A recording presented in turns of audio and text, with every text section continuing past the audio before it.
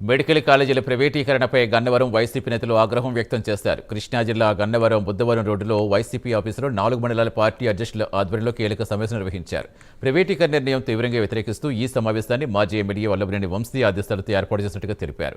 ప్రభుత్వ మెడికల్ కాలేజీలు సాధారణ ప్రజలకు అందుబాటులో ఉన్న ఏకైక విద్యా అవకాశమన్నారు. వాటిని ప్రైవేట్ చేతుల్లోకి అప్పగిస్తే పేద మిడిల్ క్లాస్ విద్యార్థులకు భారీ భారమవుతుందని తెలిపారు. ప్రైవేటీకరణ వెనక్కి తీసుకోవాలని వారు డిమాండ్ చేశారు.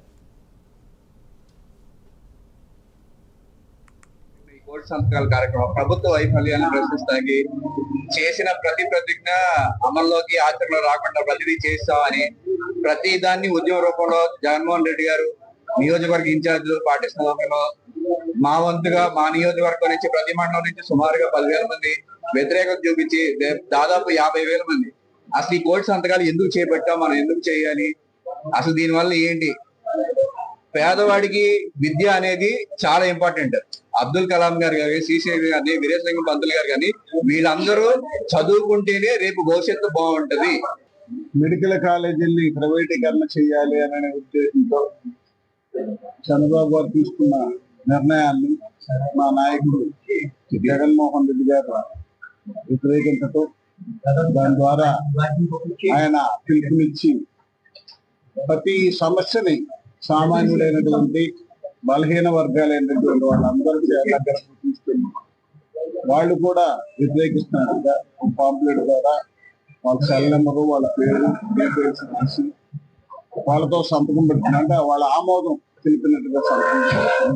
వీటన్నిటినీ కూడా నియోజకవర్గ హెడ్ క్వార్టర్లో వల్లభనేని వంశీ మోహన్ గారి ఆధ్వర్యంలో పూర్తి చేసి అభ్యర్థాలనే కార్యక్రమాన్ని చేపట్టడం జరిగింది. మరి ఏదైతే జగన్మోహన్ రెడ్డి గారు పేద ప్రజల పక్షాన ఎంతో కృషి చేసి ప్రతి పేదవాడు కూడా చదువుకుని ఉన్నత స్థానాల్లో ఉండాలి అని 17 మెడికల్ కాలేజీలు తీసుకొచ్చిన ఘనత మరి జగన్మోహన్ రెడ్డి గారికి దక్కింది.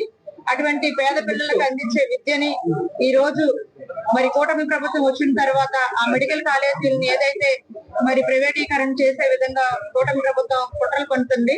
మరి ఆ కుట్రలన్నింటినీ కూడా ఆపివేయాలని చెప్పి జగన్మోహన్ రెడ్డి గారు రాష్ట్ర వ్యాప్తంగా కూడా పిలుపునివ్వడం జరిగింది. ఆ పిలుపుని అందుకుని ప్రతి ఒక్క కుటుంబం నుంచి కూడా ప్రతి ఒక్కరూ కూడా మరి ఈ రోజు పేదవాడు కూడా ఉన్నతమైన చదువుకోవాలి, మరి వైద్య విద్యను కొనుక్కోవాలంటే పేదవారికి సాధ్యమైంది కాదు. కాబట్టి అందరూ కూడా కోటి సంతకాల స్వీకరణలో మరి అందరూ కూడా మా వంతు మేము మా బిడ్డలకు అన్యాయం జరుగుతుంది అని ప్రతి ఒక్క తల్లిదండ్రులు కూడా భావించి ఈ తెలుగుదేశం ప్రభుత్వ కాలేజీలని, మెడికల్ కాలేజీలని ప్రైవేటీకరణ చేసే ఉద్దేశంలో వైఎస్ఆర్ కాంగ్రెస్ పార్టీ మా నాయకుడు జగన్మోహన్ రెడ్డి గారి పిలుపు మేరకు కోటి సంతకాల సేకరణ కార్యక్రమాన్ని ప్రారంభించడం జరిగింది.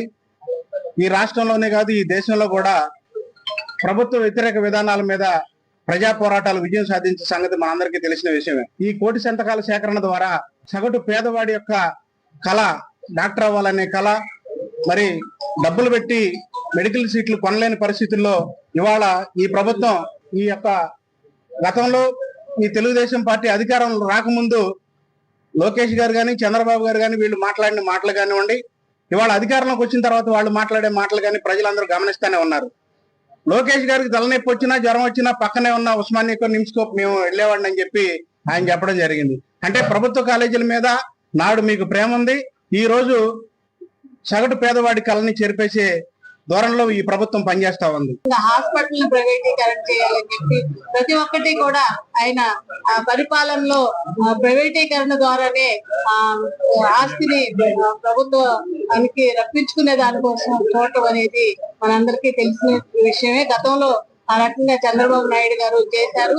ఇప్పుడు వచ్చిన ఈ ముగ్గురు కూడా, చంద్రబాబు నాయుడు గారు, లోకేష్ గారు, పవన్ కళ్యాణ్ గారు కూడా కలిసి ఈ రకంగా పేద వర్గాలకి కుచ్చుటోపి పెట్టారు అని చెప్పేసి పేద ప్రజలు చాలా చక్కగా స్పష్టంగా మాట్లాడుతూ ఉన్నారు.